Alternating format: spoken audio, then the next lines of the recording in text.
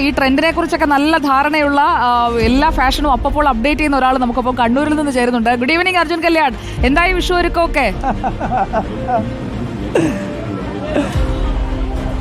സുജിയ, ട്രെൻഡുകൾ പലതൊക്കെ മാറി മാറി വന്നാലും മാറാതെ നമ്മളിങ്ങനെ നിൽക്കുക എന്നുള്ളതാണ്. ട്രെൻഡുകൾ ഒരുപാടുണ്ട്. കണ്ണൂരിനെ സംബന്ധിച്ച് തലശ്ശേരിയിലാണ് പ്രധാനമായും ട്രെൻഡുകൾ ആദ്യം വരുന്നത് എന്ന് പറയപ്പെടാറുണ്ട്. ഇപ്പോൾ നമ്മൾ നിൽക്കുന്നത് കണ്ണൂർ ടൗണിലാണ്. കണ്ണൂർ സ്റ്റേഡിയം കോർണറുള്ള ഒരു മാർക്കറ്റിലാണുള്ളത്.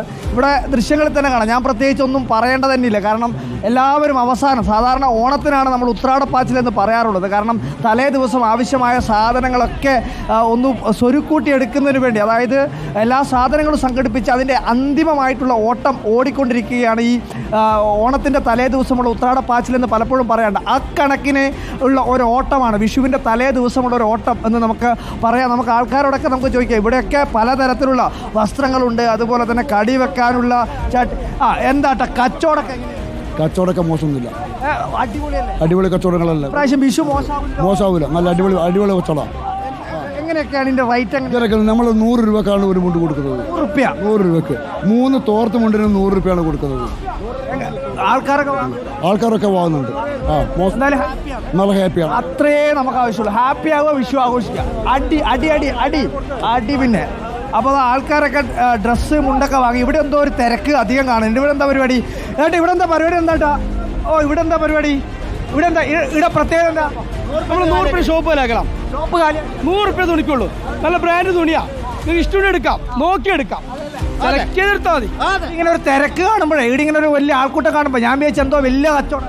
100 രൂപ കച്ചവടം. വേറെ 100 രൂപ കച്ചവടം. ഇപ്രാവശ്യത്തെ വിഷു എങ്ങനെ? ഹാപ്പി വിഷു, നല്ല വിഷു. മുഖത്തന്നെ സന്തോഷമില്ലേ? അത് മതി. നിങ്ങൾ വന്നല്ലോ, നമ്മൾ കണ്ടല്ലോ, അത് മതി. നമ്മുടെ കച്ചവടം. കസ്റ്റമേഴ്സിനോട് ചോദിക്കട്ടെ, നിങ്ങളെ കച്ചവടം എന്തുണ്ട്? വളരെ ആദായകരമാണ്. എന്തായാലും വില കുറവുള്ള ഒരു കട എന്നുള്ള രീതിയിലാണ് നമ്മൾ സ്റ്റേഡിയത്തിലും ഈ പരിസരത്തൊക്കെ. അതെ വില അതെ. ഇവിടുത്തെ ജനങ്ങളെ തന്നെ കാണുമ്പോൾ നിങ്ങൾ മനസ്സിലാക്കുന്നില്ലേ, എന്നിട്ട് നല്ല ക്വാളിറ്റി സാധനം. എന്തായാലും 100 രൂപയുടെ ഷർട്ടാണ്. പോകുമ്പോൾ എന്തായാലും ഒരു 2 വാങ്ങിയേക്കാൻ തോന്നുന്നുണ്ട്. അതെ, കുറയ്ക്കണ്ട, നമുക്ക് വാങ്ങുന്നു. എന്താ മറ്റേ കണിവെള്ളരിയും അതുപോലെ തന്നെ മാങ്ങയും കണിക്കൊന്നയും സെറ്റായി. എന്തായാലും അടിപൊളിയാക്കും. എന്താ ചെയ്തത് സംഭവം?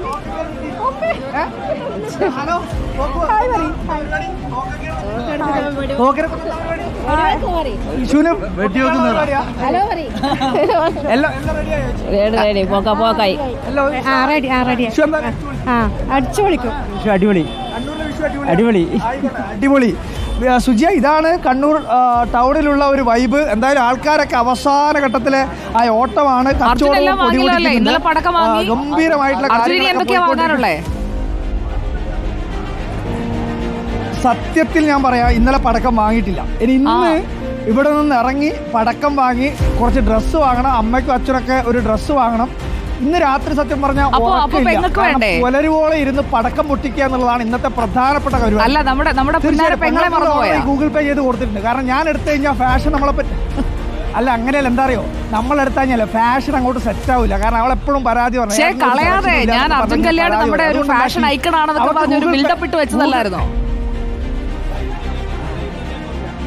കിടക്കട്ടെ, ഒരു തള്ളയുടെ കിടന്നട്ടെ, പ്രശ്നമില്ല. ഓക്കെ, അപ്പോൾ ഉഷാറാക്കുക അർജുൻ. വിഷു കാഴ്ചകളൊക്കെ ഗംഭീരമാകട്ടെ. അപ്പോൾ കണ്ണൂരിൽ നിന്നുള്ള കാഴ്ചകളാണ് നമ്മൾ കണ്ടത്.